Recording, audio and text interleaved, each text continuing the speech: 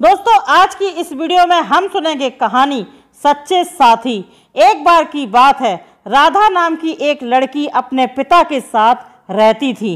उसकी माँ बचपन में ही गुजर गई थी। वह अपने घर का काम करती, फिर कॉलेज जाती थी। कॉलेज जाते समय वह रोज रास्ते में एक जगह पक्षियों को दाना डालती थी। उसके घर में भी 2 पक्षी थे, उनको भी वह रोज दाना डालती थी। एक दिन उसको पक्षियों को दाना डालते समय जमींदार के बेटे ने देख लिया। उसने अपने पिता से जाकर राधा से शादी करने की इच्छा जताई। जमींदार ने राधा के पिता से बात करके अपने बेटे की शादी राधा से करा दी। राधा अपने साथ घर के पिंजरे के 2 पक्षी भी लेकर ससुराल में आ गई। वह उन पक्षियों को रोज दाना डालती थी। राधा की सास को यह बिल्कुल भी पसंद नहीं था। वह उन पक्षियों को रोज परेशान करती थी। वह उनका दाना पानी जमीन में फेंक देती थी। एक दिन राधा की सास ने पक्षियों का पिंजरा ही जमीन पर फेंक दिया। उसे यह करते हुए राधा ने देख लिया। राधा ने मना किया तो उसकी सास ने राधा को ही डांट दिया। इन सब बातों से राधा परेशान रहने लगी।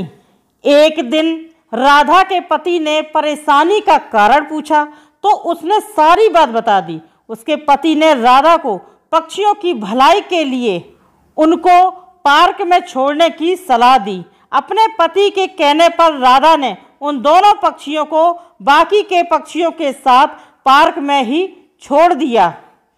वह उनको कभी कभी दाना देने पार्क में जाती थी। अब सभी पार्क के पक्षी राधा के अच्छे मित्र बन गए थे। पक्षी अब राधा के घर पर भी आने लगे। राधा की सास को जब यह पता लगा तो वह गुस्सा हुई। वह राधा को उसके मायके छोड़ने के लिए उसको साथ लेकर गई। रास्ते में कुछ चोरों ने राधा की सास के गहने चुराने की कोशिश की। तभी राधा के पक्षियों ने आकर चोरों पर हमला किया, जिससे चोर भाग गए। इसके बाद राधा उसकी सास घर ही लौट आए। अब राधा की सास की सोच पक्षियों के प्रति बदल चुकी थी। उसने राधा से कहा कि हम दोनों चिड़ियों को दाना देने चला करेंगे और पहले के 2 पक्षियों को घर वापस लेकर आएंगे। यह बात सुनकर राधा बहुत खुश हुई। तो दोस्तों, इस कहानी से हमें क्या सीख मिलती है? इस कहानी से हमें यह सीख मिलती है कि हमें जानवरों से अच्छा व्यवहार करना चाहिए। कहानी पसंद आई हो तो लाइक करें।